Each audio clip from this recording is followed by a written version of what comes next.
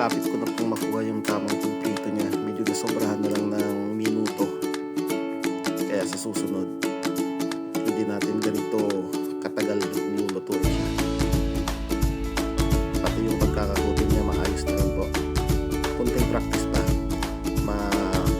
ma-perfect din natin to. Pwede pang negosyo to. Medyo matagal-tagal ko po itong sinubukan gawin. Ito lang po ito. Isang araw natin magluto ng fried chicken para pag-uwi ng Pinas. Yung sarili natin timpla ha. Sabi ko fried chicken na ano ko lang po yung tamang pagka-prito at saka yung pagka-lagay ng putin. Yung malagyan ko yung isura na. Nang try ko na po ito. Sa ngayon mukhang tumama tayo.